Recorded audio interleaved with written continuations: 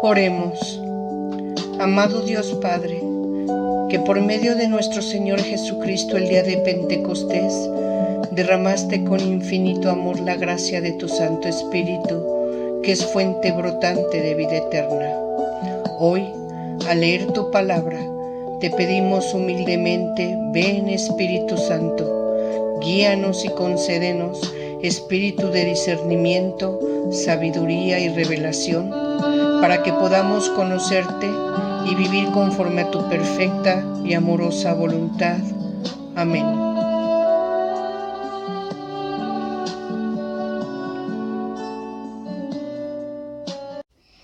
Me da muchísimo gusto que estén nuevamente con nosotros en este segundo capítulo de nuestro curso Apocalipsis del Nuevo Testamento.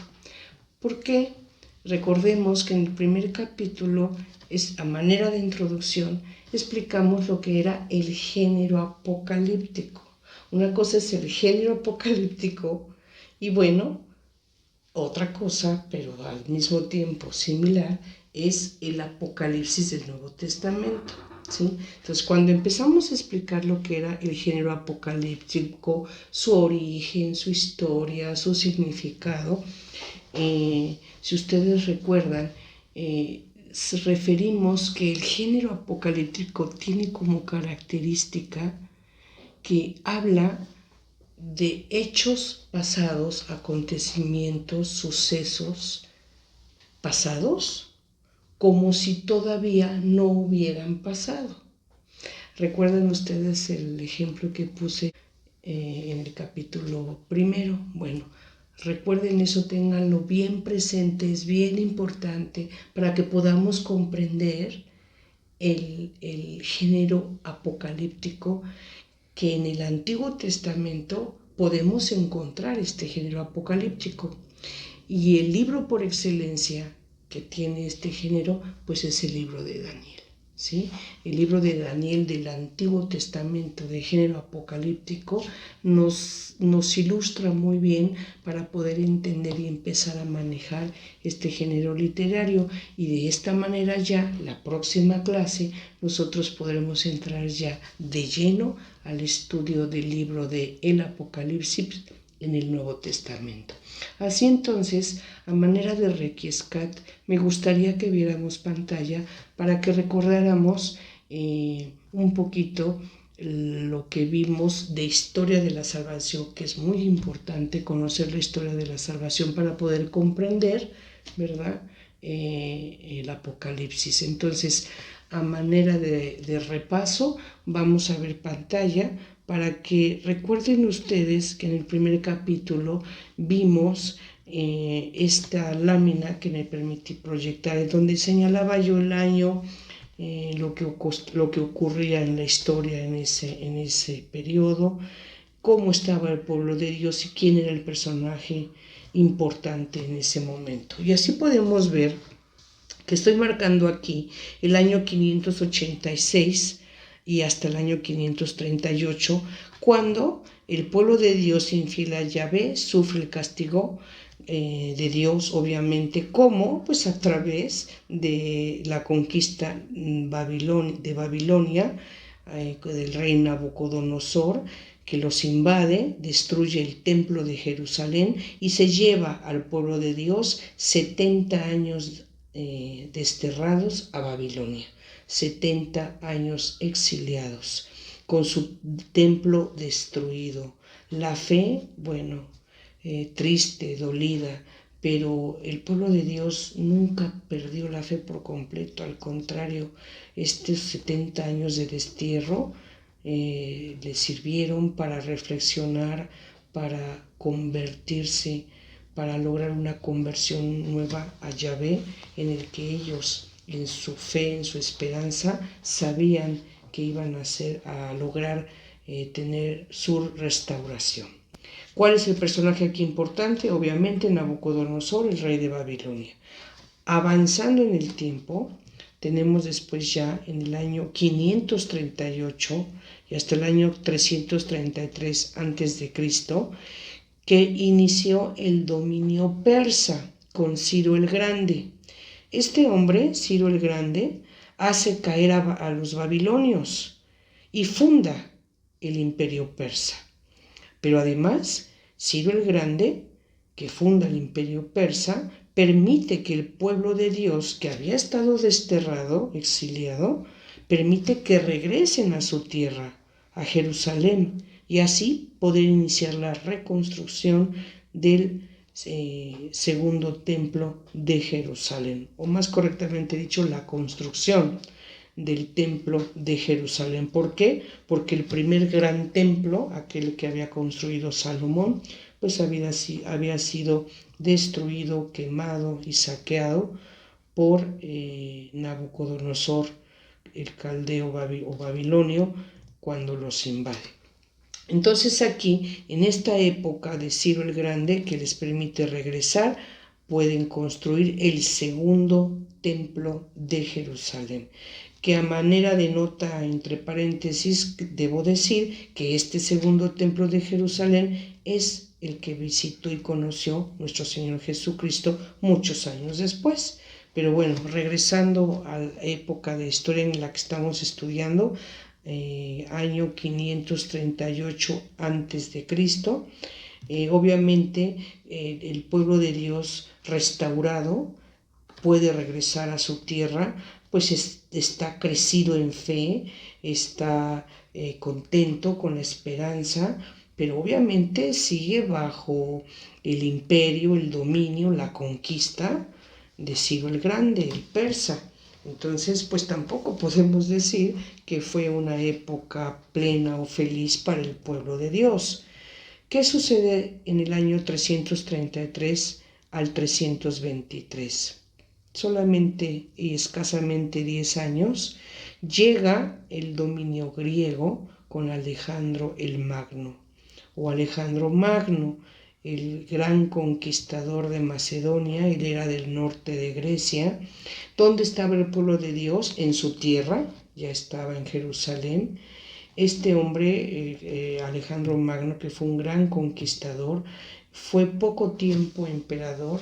Él subió al trono a la edad de 22 o 23 años y muere 10 años después, a los 32 o 33 años, sin haber dejado heredero al trono. Eso dio paso entonces a la llamada época griega o helenística, en donde todo el imperio y conquista el territorio griego se divide en cuatro, sobresaliendo los ptolomeos y los seleucidas, ¿sí? O sea, Ptolomeo y Seleuco fueron dos de los que sobresalieron, y finalmente el imperio seleucida terminó dominando a los ptolomeos. Esto ocurre en el año 323 al año 198, cuando los judíos estaban en su tierra.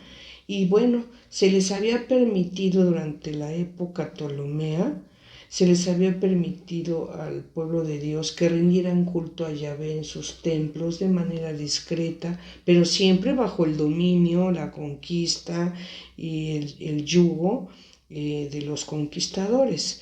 Pero después, como ya señalé, entre ellos mismos, que eran griegos helenistas, hubo conflicto, y finalmente los seleucidas terminaron dominando a los ptolomeos, y es cuando llega entonces la durísima época seleucida que empieza a vivir el pueblo de Dios. ¿Por qué? Porque los griegos de Siria, llamados seleucidas, se apoderan de Palestina en el año 198 y se les prohíbe el culto a Yahvé Dios. ¿Quién hace esto? Antíoco IV Epifanes. Antíoco IV Epifanes, que fue un sangriento, cruel, de verdad sanguinario perseguidor de los judíos yavistas, a quienes les prohibió rendir culto a Yahvé Dios. Él quiso imponer de manera obligatoria la adoración a sus dioses, a toda esa mitología de origen griego que ellos tenían. Antíoco IV Epifanes quiso imponer de manera obligatoria y so pena de muerte a todo aquel que no le rindiera culto a sus dioses griegos. Esto obviamente para el pueblo judío, que sabía de que Yahvé es el único Dios vivo y verdadero, pues obviamente los judíos no iban a acceder a vacilar, a renegar de su fe, o lo más grave, a ofender con una adoración o una alabanza a un Dios no existente, a un Dios pagano. La fe de Yahvé era para ellos toral en su vida. El estar cerca del templo, el poder llevar a cabo los sacrificios, la adoración, el culto agradable a Dios Yahvé para el pueblo judío era mucho, muy importante. Sin embargo, se vio prohibido. Incluso Antíoco IV Epifanes profanó el templo, permitía o obligaba pues actos no correctos, orgías y todo este tipo de cosas las provocó para que se practicaran dentro del templo. Tuvo incluso el atrevimiento de colocar a Júpiter, que es un dios griego, en el templo de Jerusalén. Obviamente, repito, para el pueblo judío esto fue una afrenta y para Yahvé Dios pues mayor aún. Entonces esto provoca un conflicto muy delicado, muy grande, severo, que provocó mucha muerte, mucha persecución, derramamiento de sangre del pueblo judío por parte de Antíoco IV Epifanes, el Seleucida, que el griego helenístico, que estaba persiguiendo al pueblo de Dios. Surgen los macabeos, ¿verdad? Ya tendremos oportunidad de poder hablar sobre ellos. Los macabeos, que aguerridos, valientes, con una fe inquebrantable, ¿no? Gracias a los macabeos el pueblo judío logra contenerse, mantenerse, unirse en la fe y tener en ocasiones victorias importantes y también graves pérdidas, golpes muy fuertes por parte de Antíoco IV Epifanes en la persecución contra los judíos.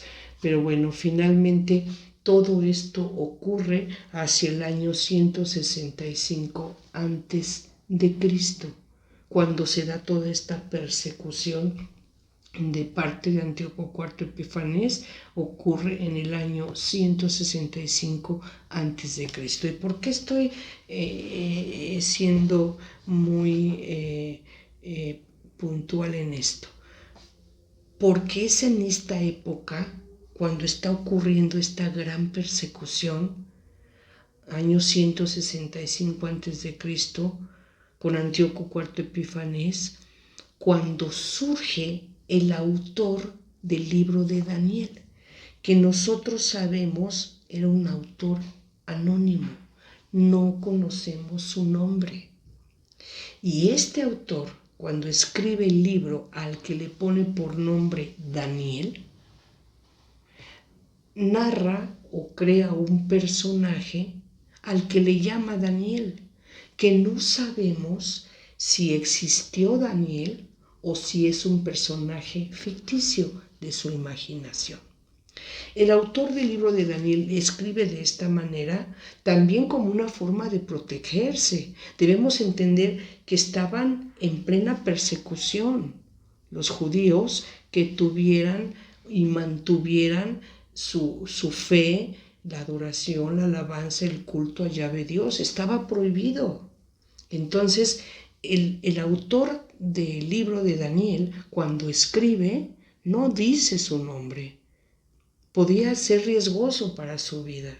Entonces, escribe el libro al personaje protagonista de su libro le llama Daniel, ¿sí?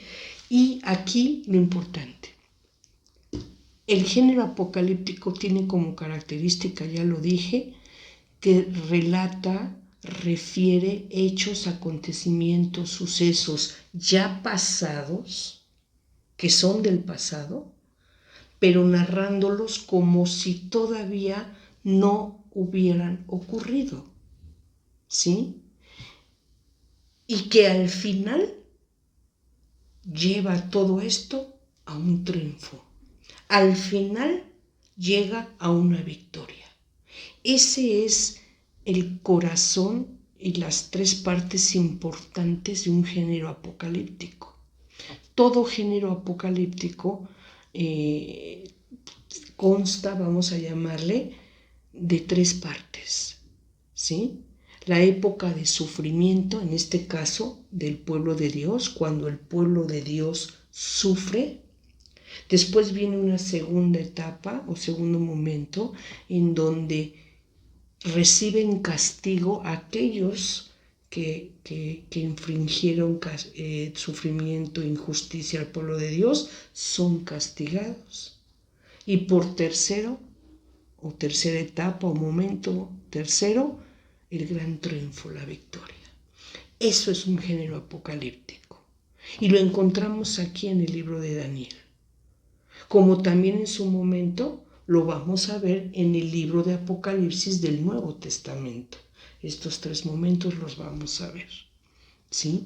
Entonces, aquí es importante que comprendamos que lo que ahorita vamos a leer del libro de Daniel o vamos a estudiar se está refiriendo a épocas que ya pasaron, pero las vamos a estar narrando como si fuesen hechos que aún no suceden, que son hechos futuros, pero que al final nos van a llevar a la victoria, ¿de acuerdo? Al triunfo. Y así entonces, ¿qué sucede? Nosotros podemos darle lectura al libro de Daniel en su capítulo 7, que es lo que vamos a ver el día de hoy, capítulo 7, de sus versículos 1 al 28. Y nos vamos a dar cuenta que Daniel, que es el personaje, relata que en un sueño nocturno tuvo una visión y empieza a narrar lo que él ve en esa visión. Y por momentos no solamente narra lo que ve, también narra lo que escucha.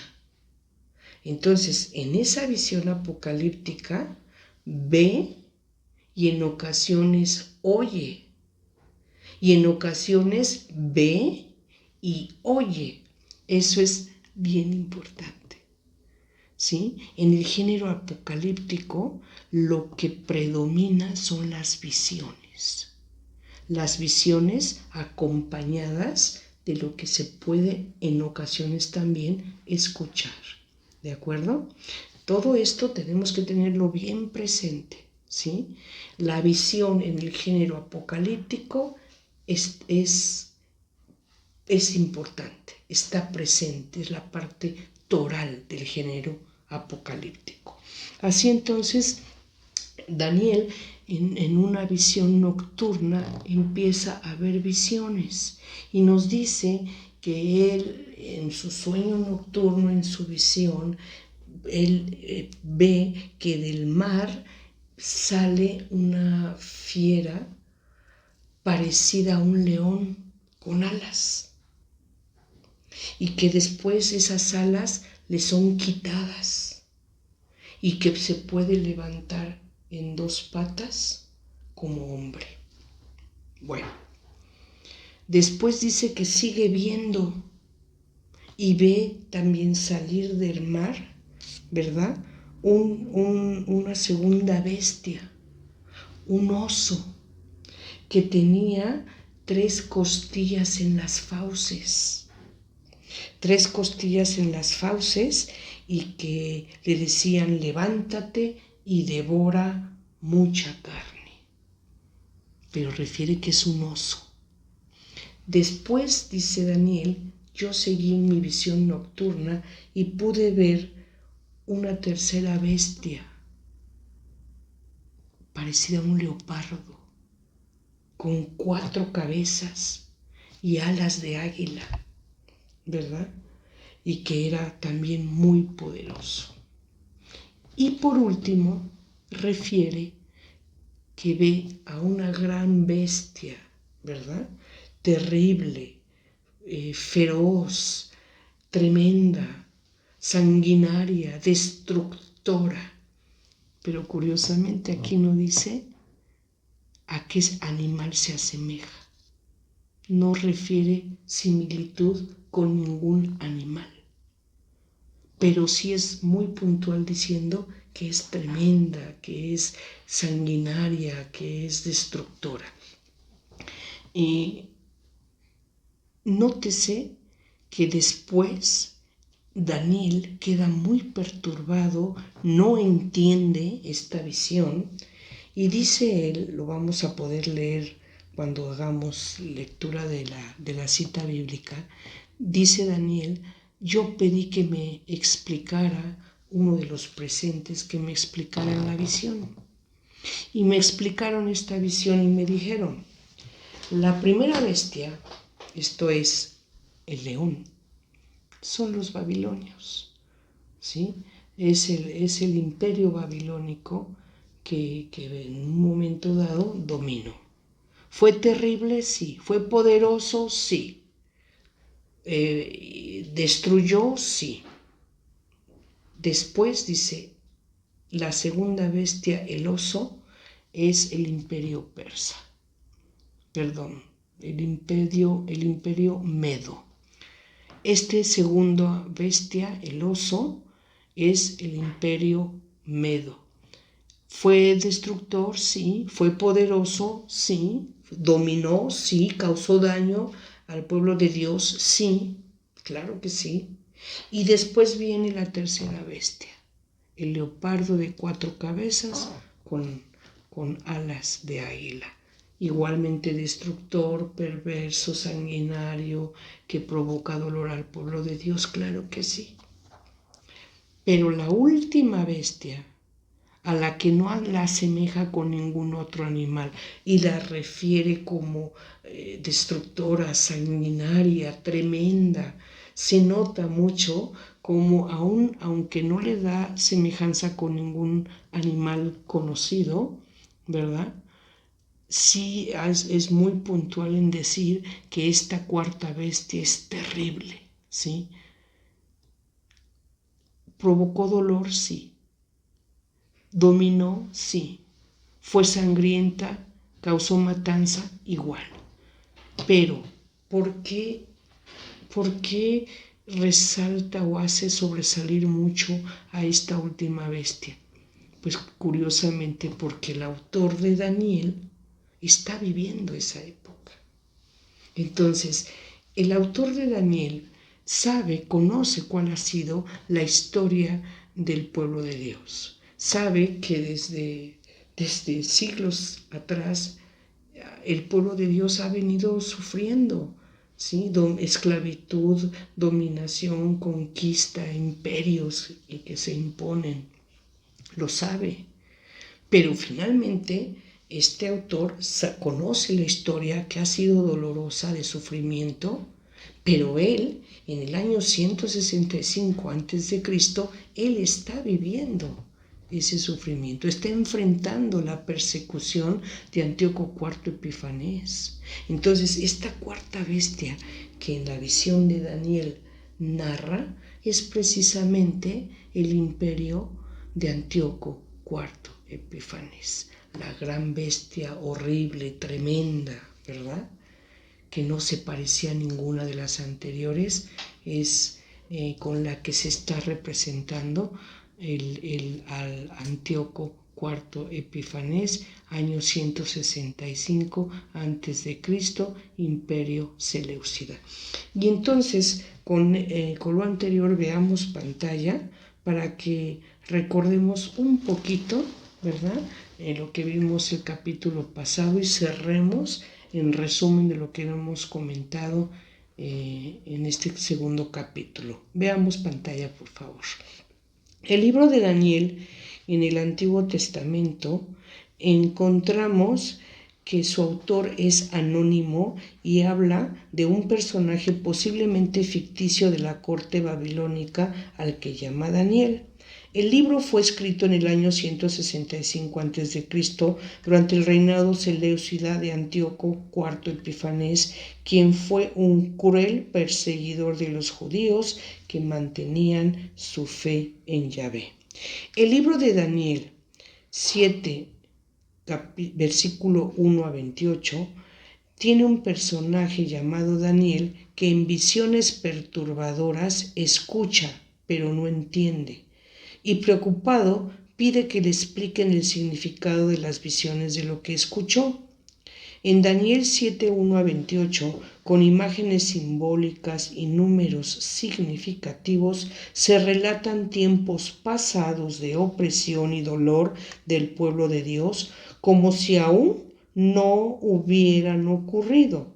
Refiere el castigo y destrucción del enemigo y finalmente la liberación y victoria del pueblo de Dios. Daniel es el clásico libro del género apocalíptico del Antiguo Testamento, aunque sabemos que hay otros más. Y ahora sí, vamos a iniciar ya nuestra lectura de la cita bíblica textual del Antiguo Testamento, libro de Daniel, capítulo 7, versículos 1 al 28. Veamos pantalla, por favor. Gracias. Daniel 7, 1, 28. Sueño de Daniel, las 4 bestias. Visión de las bestias. En el año primero de Baltasar, rey de Babilonia, Daniel tuvo un sueño y unas visiones mientras dormía. Inmediatamente puso el sueño por escrito. En mi visión vi cómo los 4 vientos del cielo agitaban el océano y cómo 4 bestias gigantescas, todas diferentes entre sí, salían del mar. La primera parecía un león con alas de águila. Mientras yo la miraba, le arrancaron las alas, la levantaron del suelo, se incorporó sobre sus patas como un hombre y le dieron una mente humana. Continuamos, siguiente lámina. A continuación, pareció una segunda bestia, semejante a un oso, erguida sobre su costado, con 3 costillas en las fauces, entre los dientes, y le decían: levántate y devora carne en abundancia. Pasamos, siguiente lámina, por favor. Luego, mientras seguía mirando, vi otra bestia, parecida a un leopardo, con 4 alas de ave en su dorso y 4 cabezas, a la que le dieron poder. Siguiente lámina, por favor. Después, en mi visión nocturna, vi una 4ª bestia, terrible, espantosa y muy fuerte.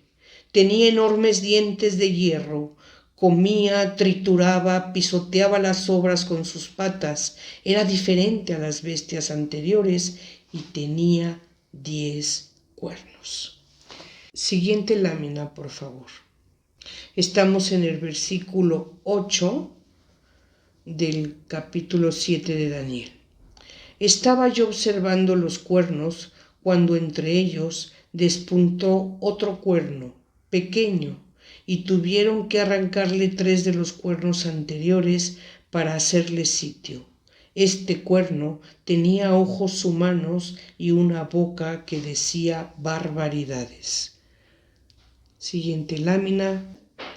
Estamos en el versículo 9. Visión del anciano y del ser humano. Mientras yo seguía mirando, prepararon unos tronos y un anciano se sentó. Sus vestidos eran blancos como la nieve, sus cabellos como la lana pura, su trono llamas de fuego, las ruedas fuego ardiente. Fluía un río de fuego que manaba delante de él, miles y miles le servían, millones lo acompañaban. El tribunal se sentó y se abrieron los libros. Seguía mirando fascinado por las barbaridades que decía aquel cuerno y vi que mataron a la bestia, destrozaron su cuerpo y lo arrojaron al fuego abrasador. A las otras bestias les quitaron el poder, pero les dejaron vivas hasta un momento determinado. Siguiente lámina, por favor. Estamos en el versículo 13 del capítulo 7 del libro de Daniel. Yo seguía mirando y en la visión nocturna vi venir sobre las nubes del cielo alguien parecido a un ser humano, que se dirigió hacia el anciano y fue presentado ante él. Le dieron poder, honor y reino, y todos los pueblos, naciones y lenguas le servían. Su poder es eterno y nunca pasará, y su reino no será destruido. Y aquí, queridos hermanos, estamos entrando al versículo importantísimo del libro de Daniel en el capítulo 7, el versículo 13. Ya lo leí, lo voy a explicar. Daniel refiere que sigue en esa visión nocturna cuando ve venir de entre las nubes a uno parecido al Hijo del Hombre o a uno como Hijo del Hombre, ¿sí? O parecido a un ser humano. Depende de la versión de su Biblia, ya sea la Biblia latinoamericana, la Biblia nácar colunga o la Biblia de Jerusalén, el vocabulario que utiliza. Pero lo importante es aquí que el versículo 13 del capítulo 7 de Daniel dice que en la visión ve venir de entre las nubes a uno como Hijo del Hombre o a uno parecido a un ser humano y que fue presentado, ¿verdad?, al anciano, que se dirigió hacia un anciano y que a este que llega entre las nubes le fue dado poder, honor y gloria, y que su reino y su poder iban a ser eternos. ¿Qué estamos viendo aquí? En la interpretación de la fe judía se refiere o tiene relación con aquella promesa mesiánica dada al rey David a través del profeta Natán.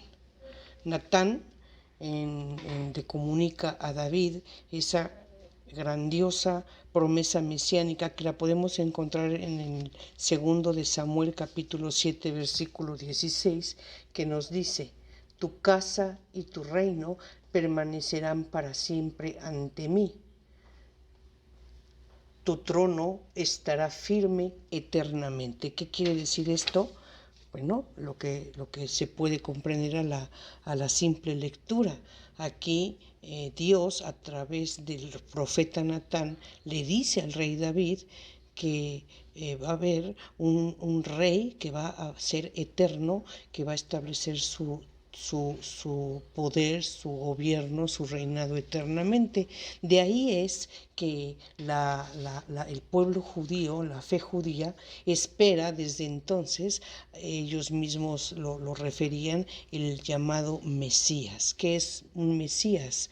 Es el Cristo, el ungido, eso quiere decir. Y un ungido era obviamente un rey, al rey se le ungía. También se ungía a los sacerdotes, y excepcionalmente en una ocasión se ungió a un profeta, pero normalmente los ungidos eran los sacerdotes y los reyes. De ahí viene la palabra Mesías, es el ungido. Entonces el pueblo judío estaba esperando a ese ungido, o sea, a ese Mesías, al rey que iba a establecer un reinado eterno que no sería nunca destruido según la promesa davídica. Ahora bien, en la fe católica cristiana, ¿cómo debemos entender esto? ¿Sí? ¿Cómo lo interpretamos? No es otra cosa más que una visión sobre Dios Padre, es el anciano, y nuestro Señor Jesucristo, que es el que refiere como el Hijo del Hombre. De hecho, nosotros sabemos que a nuestro Señor Jesucristo, a él le gustaba llamarse a sí mismo el Hijo del Hombre, haciendo referencia precisamente a este versículo 13 del capítulo 7 del libro de Daniel. Por la importancia que tiene, lo quise leer antes, lo quise explicar y aquí ahora lo vuelvo a leer con detenimiento. Escuchen. Versículo 13. Yo seguía mirando y en la visión nocturna vi venir sobre las nubes del cielo alguien parecido a un ser humano, que se dirigió hacia el anciano y fue presentado ante él. Le dieron poder, honor y reino, y todos los pueblos, naciones y lenguas le servían. Su poder es eterno y nunca pasará, y su reino no será destruido. Estamos aquí sin duda con lentes cristianos viendo la parucía, la segunda venida de nuestro Señor Jesucristo, en el que va a llegar con poder, con honor, con reino, en donde todos los pueblos y lenguas le vamos a alabar, le vamos a adorar, y su reino será eterno y jamás será destruido. Este es lo hermoso y el gran tesoro que encierra, ¿verdad? El gran mensaje que nos da este capítulo 7, versículo 13 del libro de Daniel. Bien, continuamos a nuestra siguiente lámina, por favor. Estamos en el versículo 15 y es aquí, en este versículo 15, en donde Daniel, que está en su visión nocturna, en un sueño con visión nocturna, pide que le expliquen todo lo que ha visto, porque él está confundido, no comprende, está preocupado, está perturbado, está espantado. Entonces, él pide que le expliquen la interpretación de lo que acaba de tener en visión, que acaba de escuchar. Y dice así: yo, Daniel, quedé profundamente preocupado por estas cosas, desconcertado por las visiones de mi fantasía. Me acerqué a uno de los presentes y le pedí que me explicara el sentido de todo aquello. Me respondió explicándome la interpretación de las visiones. ¿Y quién estaría ahí presente y quién es el que va a explicar? Bueno, si nos regresamos, ¿verdad?, al versículo 14, dice, desde el versículo 13, vi venir entre las nubes a uno como hijo del hombre. El versículo 14 dice, le dieron poder, honor y reino, y todos los pueblos y naciones y lenguas le servían. ¿Sí? Entonces, obviamente ahí se hace presente posiblemente la corte angelical, ¿verdad? Y todo cuanto creado, pues ahí está, ¿verdad? Rindiéndole alabanza, rindiéndole adoración al Hijo del Hombre. Entonces, entre ellos, uno de los que están ahí presentes, posiblemente de la corte angelical, es el que le va a dar la explicación y la interpretación del sueño. Y vamos a ver qué es lo que le dice. Dice, Entonces, retomando un poquito, me acerqué a uno de los presentes, estoy en el versículo 16, me acerqué a uno de los presentes y le pedí que me explicaran el sentido de todo aquello. Me respondió explicándome la interpretación de las visiones. Las 4 bestias gigantescas corresponden a 4 reyes. Aparecerán en el mundo, pero los santos del Altísimo recibirán el reino y lo poseerán por los siglos de los siglos. Después quise saber el sentido de la 4ª bestia, diferente a las otras, extraordinariamente terrible, con dientes de hierro y uñas de bronce, que comía y trituraba y pisoteaba las obras con sus patas, y el sentido de los 10 cuernos de su cabeza, y del otro cuerno que despuntó eliminando otros 3, y que tenía ojos y una boca que decía grandes barbaridades, y que parecía más grande que los otros.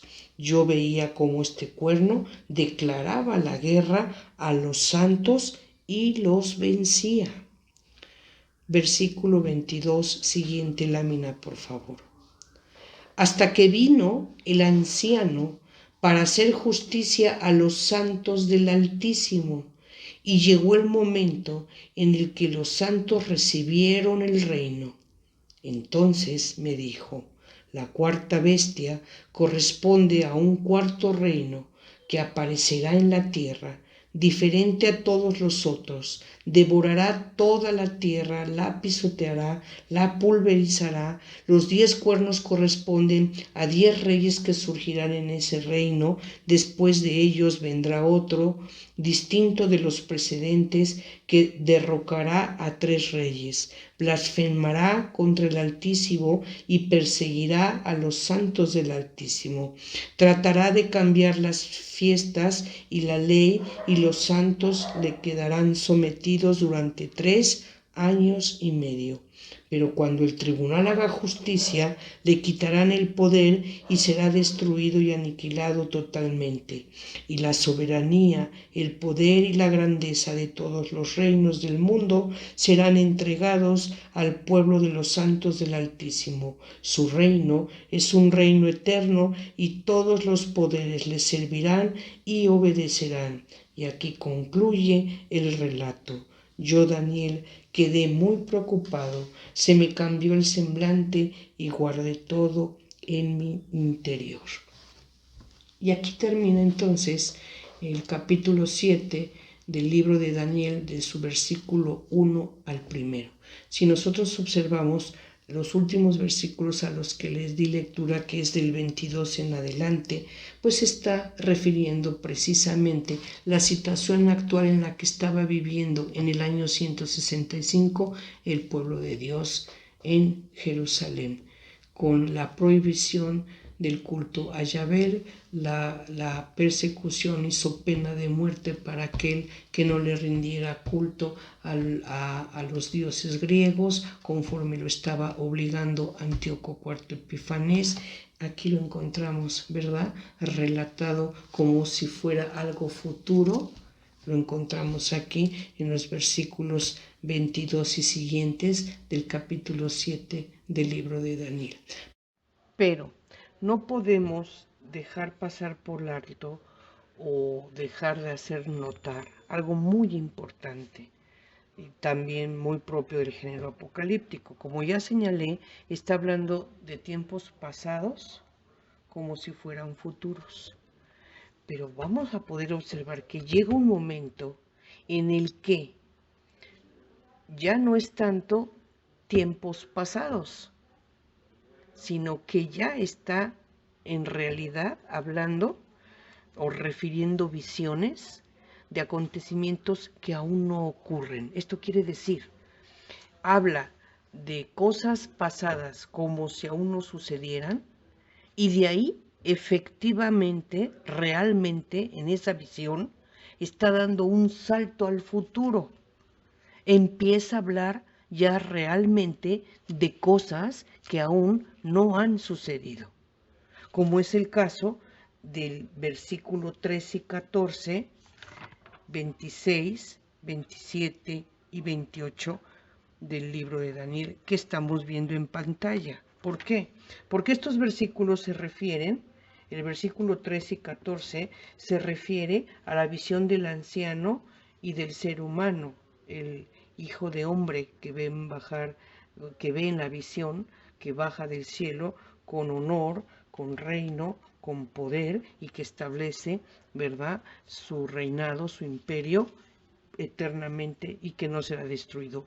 Eso todavía no ha ocurrido. Ahí ya está dando efectivamente un salto al futuro.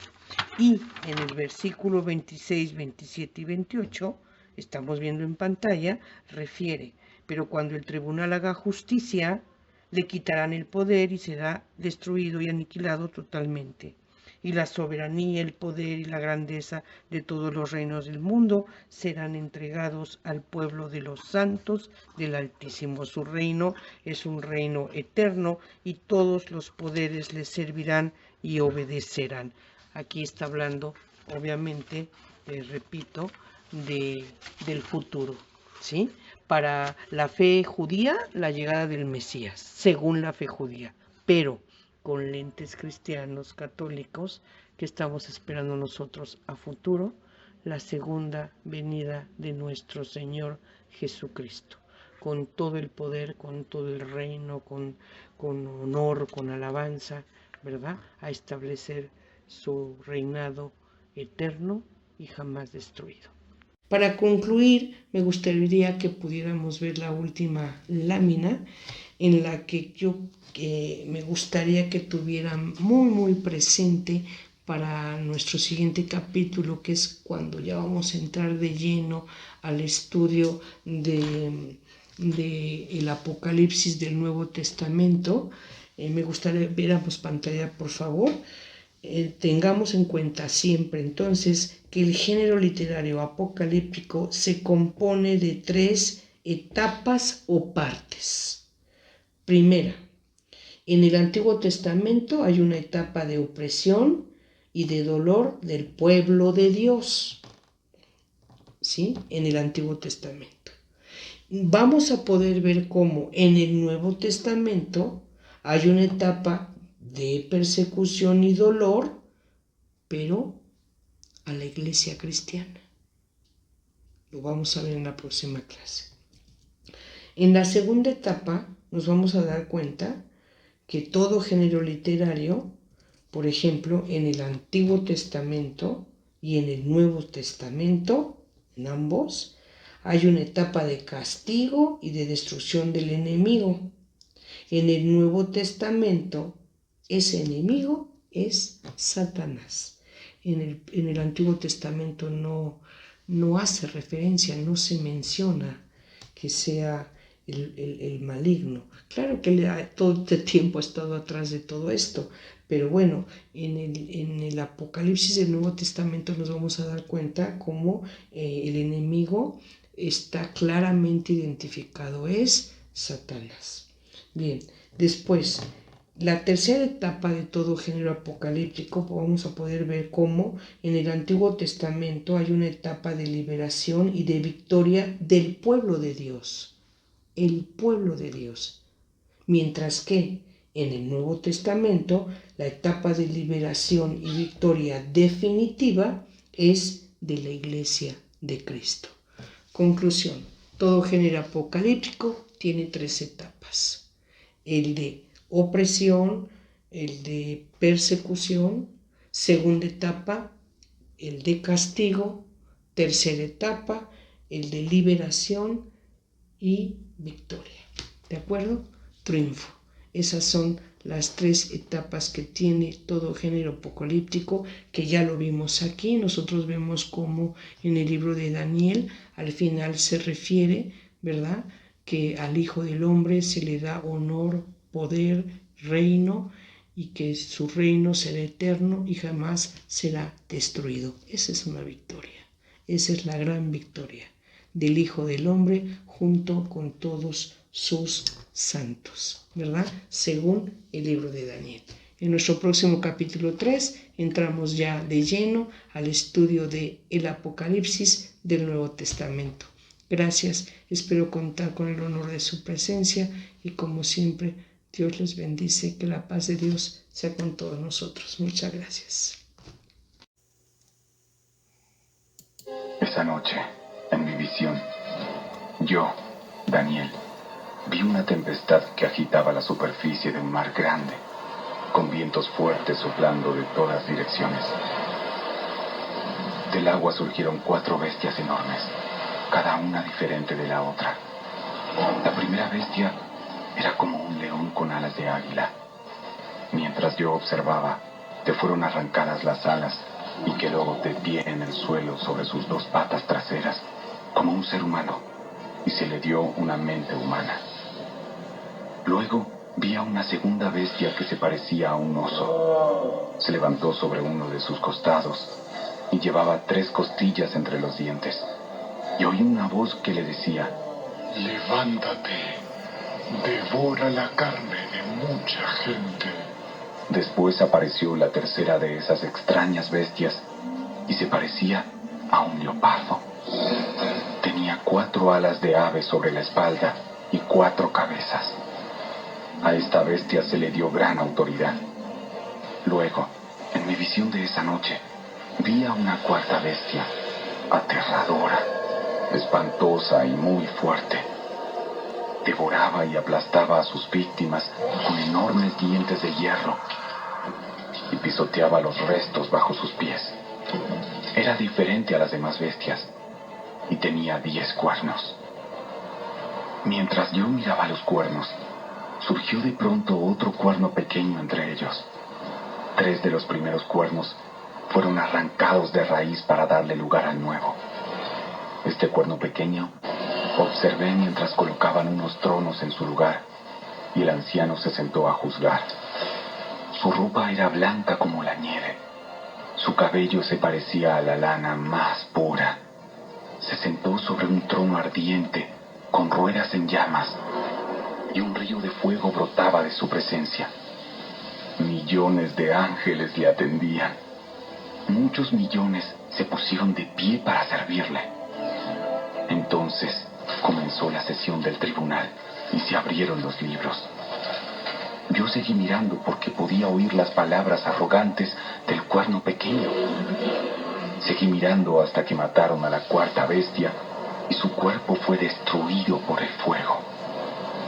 A las otras 3 bestias les quitaron la autoridad, pero se les permitió seguir con vida un poco más. Mientras continuó mi visión esa noche, vi a alguien parecido a un hijo de hombre descender con las nubes del cielo. Se acercó al anciano y lo llevaron ante su presencia. Se le dio autoridad, honra y soberanía sobre todas las naciones del mundo, para que lo obedecieran los de toda raza, nación y lengua. Su gobierno es eterno, no tendrá fin. Su reino jamás será destruido.